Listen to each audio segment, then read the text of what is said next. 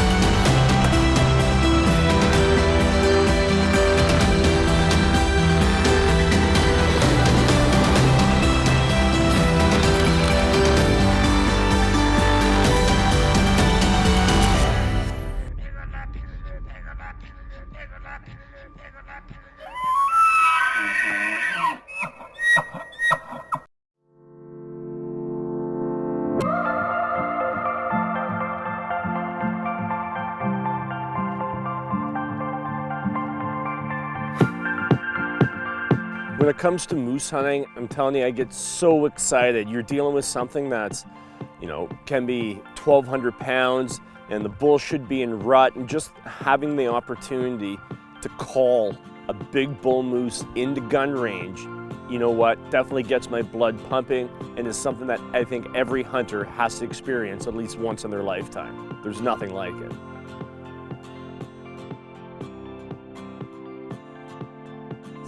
I mean, it's just the perfect habitat. We've got burns, we've got some mature, thick, dense boreal forest, and a lot of good back bays. And that's what these moose are gonna key in on. When you add it all together, they have a terrific moose population here, so we're just hunting in a good area.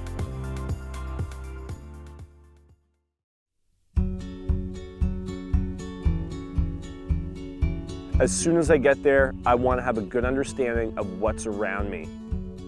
You've got to look at topo maps. Topo maps are going to give you a good idea of your location, where back bays are, or just possible strategic crossing spots, or even sighting spots where you can get up on a high piece of ground and overlook a vast area.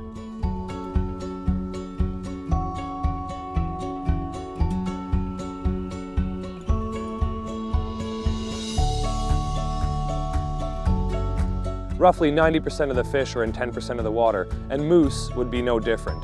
So it was all about finding those key locations. You have to think food, water, and shelter. And all these areas that we picked out had all three of those. This area pulls those big bulls in because they're going to be looking for hot cows. And that's one of the things we're going to try to concentrate on this week, is finding a hot cow, and then hopefully a big bull is going to be right behind her.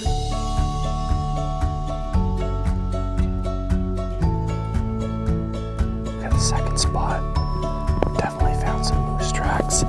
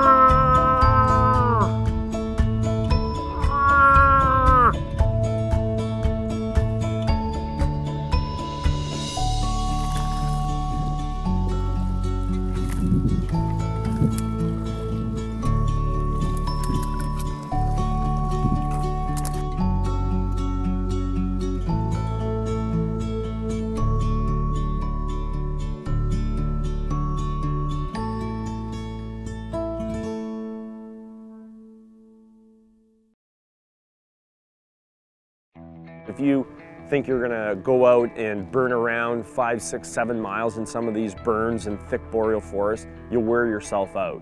It's better to look with your eyes, get a good set of glass, and it's gonna save your feet a lot of work.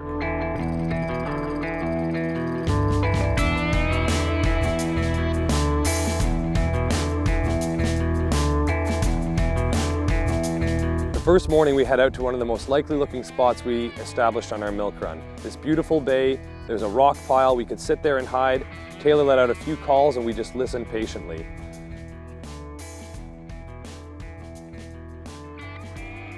As if it had read the script, a cow moose showed up, swimming from one island to the other, right near us.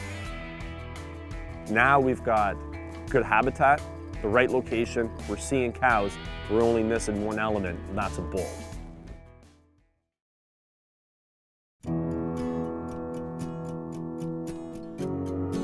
We're literally getting out of the boat, and I just let a call out to cover up some boat noise. We were totally caught off guard. 50 yards, maybe closer, he was right there. I see him, he's huge, He's right there.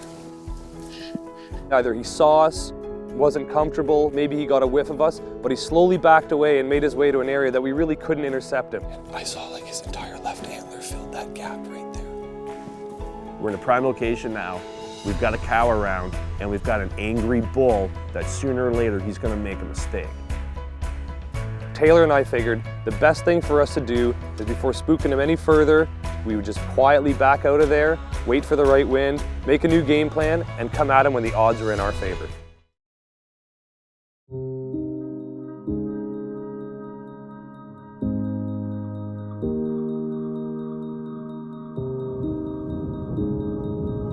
Two days later, we're looking at this huge storm coming towards us, and you think this is gonna shut our hunt down. Here we are, we've got 3-4 days left in the hunt.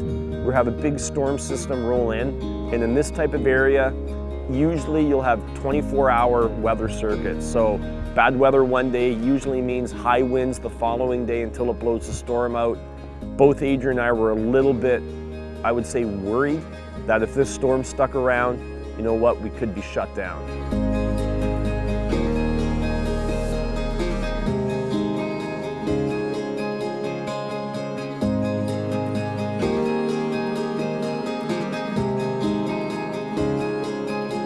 We decided to stick with it, not give up, and you know what, it's only a matter of time before we can drum up a moose.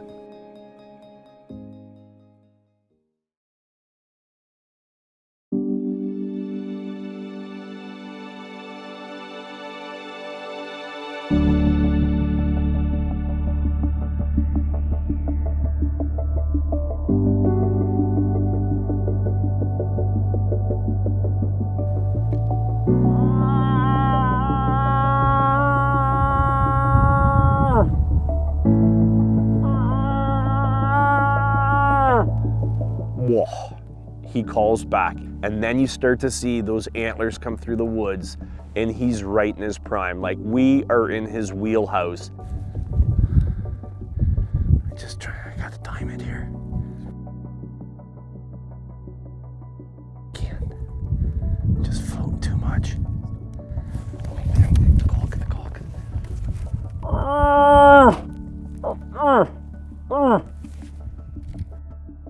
The wind was just rocking the boat way too much. We were anchored, everything was legal, and you know what? It just came down to not feeling confident with making that shot under those conditions. That was the second time that bull was within our grasp. He was there, and then he was gone. Just trying to time it, though it's tough. And the boat's rocking too, we're doing our best here.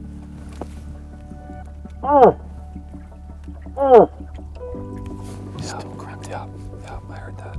With any luck, third time's a charm, and we'll get one more crack at this giant bull. We had another cold evening coming in on us, and we were heading back to see if we could have our third encounter with that big bull. But you forget, you're in prime moose country, the rut is in full swing, and we got 10 miles of excellent shoreline and habitat between our camp and where this big bull is sighted. So we pulled over just to take a look at one of our milk run spots, and we figured we'd just give it about a half hour.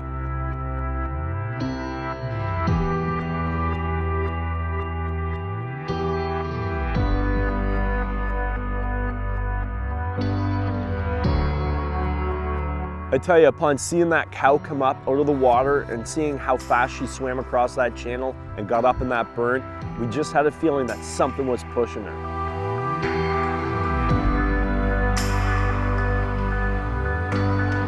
So we figured our best bet was to get in the boat, to get off into another island and cut our distance about halfway and just sit there and call.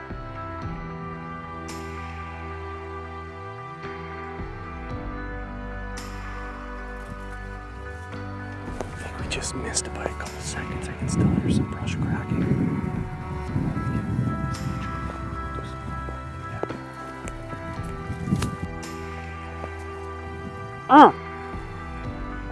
Pull, right there, right there.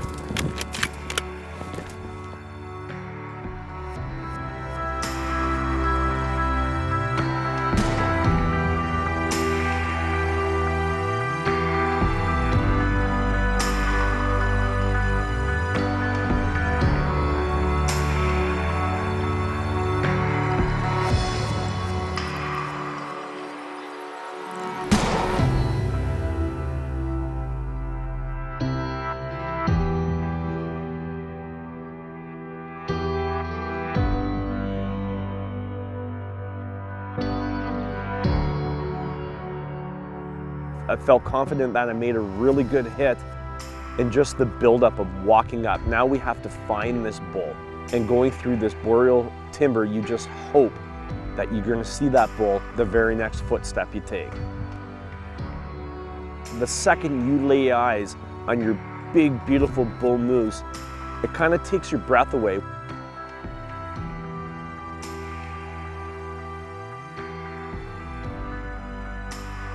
They're huge, absolutely huge, and they're definitely the monarch of the forest around here.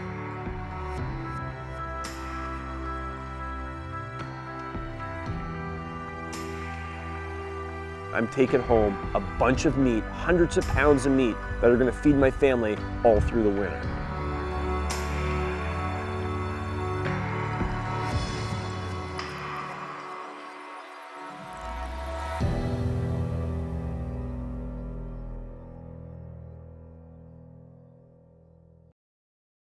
Once we got the moose down and back to camp, that's when we decided, you know what, the next day we're gonna kind of take a half an afternoon off and go out and try to get a big trophy pike. I love pike fishing and I would love to see one of those big gators in my hand.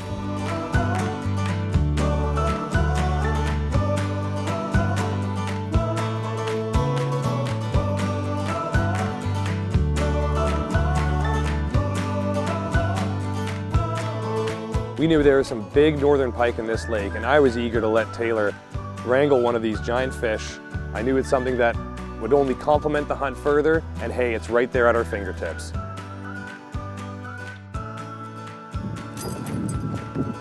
One back. Okay, hold on. I'll get him.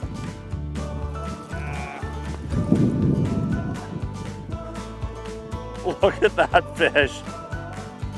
Beautiful. Big pike. Fat guy. Look at the belly on him. Nice. One of the great things about being up here in the North Country with Weber's Lodges is that when the weather's not great for hunting, I mean, fishing is just the cast away. Think about all the miles we're covering in this boat, and underneath the boat, there's trophy fish, there's fish of a lifetime. So being able to take a break from your hunt or even en route to another glassing spot, throw a line in the water, and that's something I really enjoy. We haven't seen him yet. Staying down. No, we haven't. There he is. Oh yeah. About the same size as the other one. Same size? There we go. Holy smokes.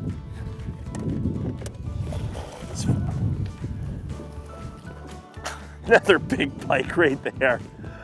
Awesome. Right back in the water. Hey, thanks. All right. That's enough memories. Let's head her home.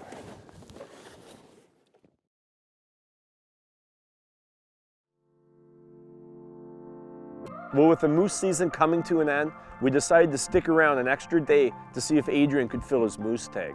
I love connecting people with their trophy fish or trophy big game animal, but this was my very first opportunity this year to pick up a rifle for myself.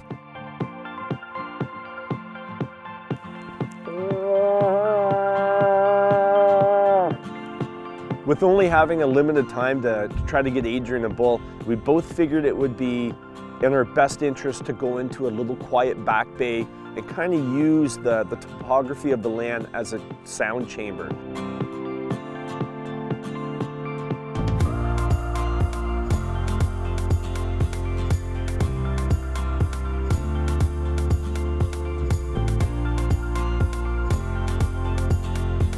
It's great hunting with a friend you know that's also an experienced big game hunter. As I asked Taylor to walk dead away from me, walk away from the bull, back into the bush, making those calls, making it sound like that cow is leaving.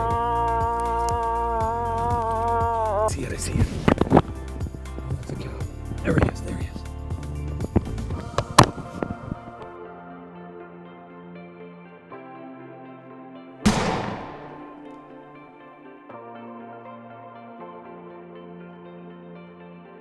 Did you get him? I saw him go down just over the ridge there. Okay, wait, man, thank you. Oh, I feel lucky. Look at that. Nice, man. 2 bulls, 2 days. Hey, Whoa. awesome. Here we are, our last night in camp, and we had just harvested another big bull moose. That's totally exciting until you think you have to pack this whole moose out in the dark and you only have about 20 minutes of light left. That's when the work begins.